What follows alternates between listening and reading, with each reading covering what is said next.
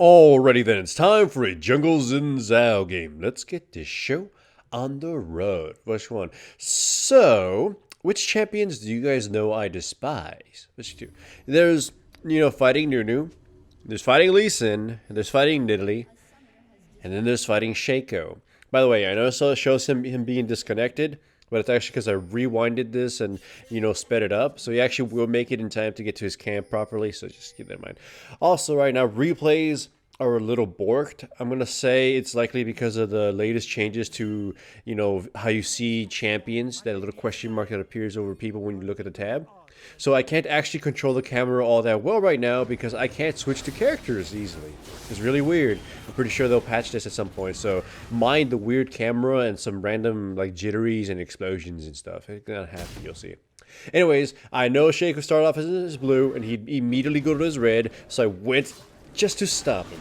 Just to try to see if I can kill him and, keep him down. He ends up surviving because he smites the red and, blinks himself over with the explosion plant, but that allows me to easily steal his red. And this effectively shuts down his early game because he's really wounded, he doesn't have his red buff, and he essentially has to go home and he's going to be a level behind everybody else. So that's a massive advantage to me. See, one of the things you can do to stop a Shaco early on before he starts, beating your ass, is to figure out where he's going to start and hound him, attack him first. Because his greatest strength is basically getting the jump on you. He's not a good duelist, no matter what people might say. They're all like, he's a great duelist. No, his whole shenanigans is that he jumps you and kills you and obliterates you when he does it. If he gets to jump on you, he's probably going to fuck you up. But if he doesn't, then you can just run him over. Most everyone will kill him in a straight-out fight. He's going to have to run away and use his abilities to do so. Therefore, he's not really of a threat anymore.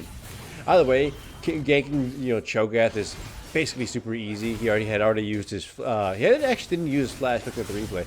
He actually hadn't used his flash, but he was just playing super aggressively against the Yasuo, and now he doesn't have Shaco support, so he's pretty much kind of, screwed.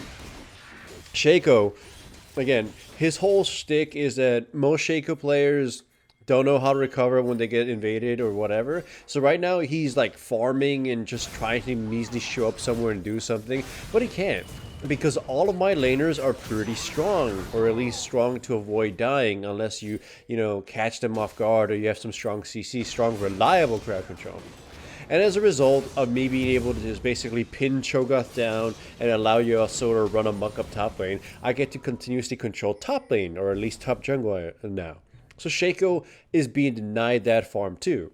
So he can't recover from that right now. Although you can see that he's getting quite a bit of farm, it's just mostly because I'm wandering about. The next gank on Cho'Gath pretty much works the same way, although he's going to flash this time. And then this whole next part is awkward. I want to jump him, and I was trying to jump him, and then I wait here by the bush, and I accidentally reveal myself, so, whatever. Cho'Gath comes back to get the red ward, but I don't know what he thought was going to happen. I immediately charge him, and we just destroy him, so he just kind of threw his lane away, and that's kind of GG for it. Essentially, Yasuo is way too strong now, or at least has such a disgusting advantage, there's nothing Cho'Gath can do about it. So effectively, top lane is irrelevant. The enemy Shaco is so behind, he really can't exert any power, and it's just basically worthless at this point. And again, this is how you put down a Shaco. You make it so you slow him down, slow his early game down considerably, and then you hound him. You try to make sure you find out wherever he is and just kind of maintain the pressure on him and deny him any chance to recover. Here, though, he does actually end up being able to return a little bit because I die as a result of this whole shenanigans thing. And then 2 more kills for the enemy team, so that's really bad. And Shaco got to participate in too, so it's going to help him a little bit, but not as much as, is necessary. Because, I don't just hate Shaco because he's annoying. I hate him because I firmly believe he's not actually a useful champion unless you snowball. And if you snowball, it's usually because of really bad decisions being made by players. So yeah, he's in dire straits. And again, I want to continue the pressure on him, so I'm trying to invade his red, although we catch a Talia just wandering in here. And we know Shaco's going to try to get something, so he comes by chickens, I scare him off, and thus I steal the chickens rather easily. Try, scattering about, trying to find someone, the enemy Jinx reveals us, and I get thrown over the wall by my teammate, I believe. We catch Shaco and immediately blow him up.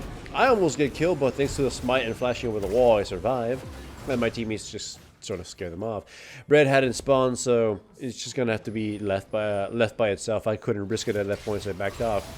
Varus, who's so far the king of poor positioning, gets killed, but we end up killing the zone in return, so not a worthwhile trade-off because the enemy Jinx at this point is getting really disgustingly big.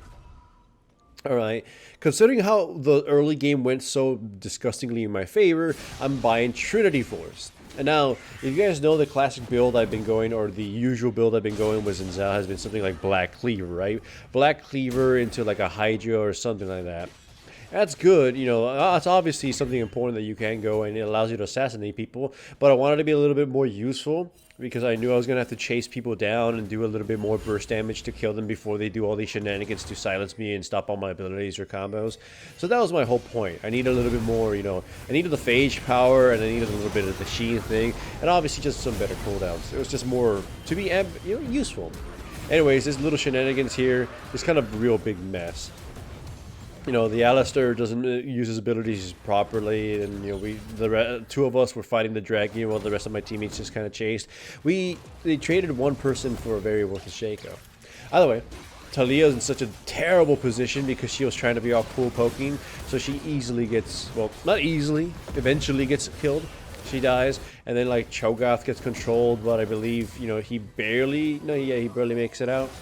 By the way, I'm hoping you noticing what I meant. Right now, the replays are super weird, so just the camera control is so bad. You can see me try to change the characters. It seemingly works sometimes where I'm able to do the quick toggle in between characters to control the camera, but it just kind of sometimes just stops working.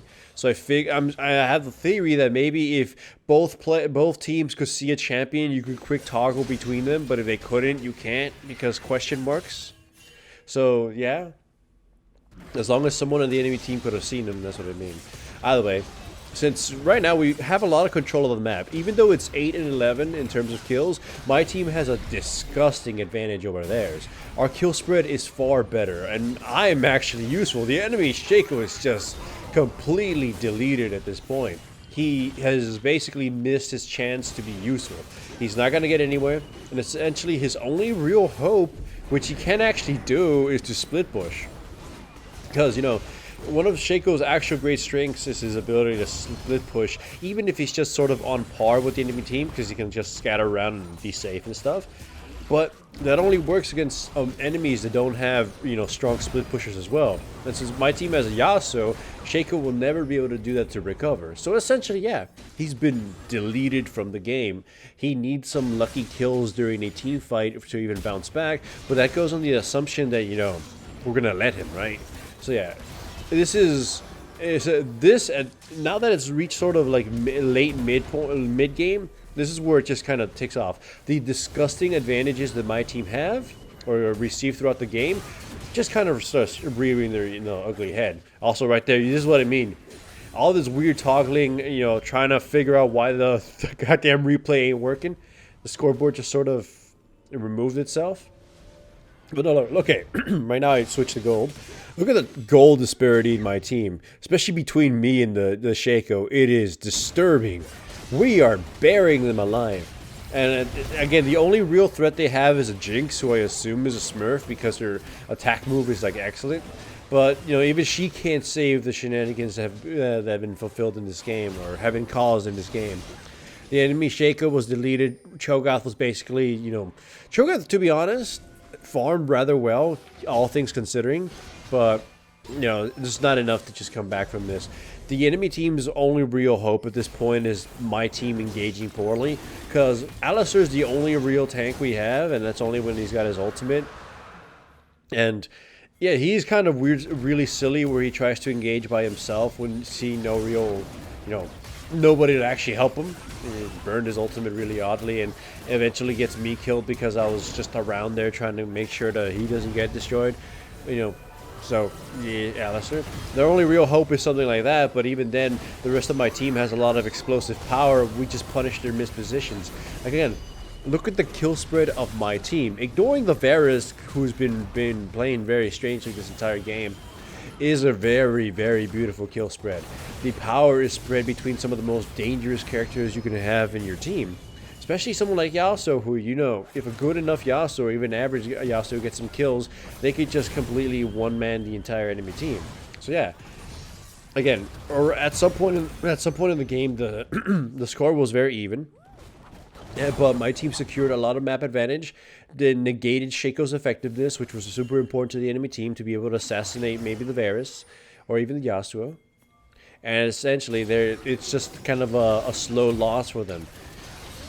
But yeah, this is sort of like what I mean when this is sort of what I was trying to talk about before.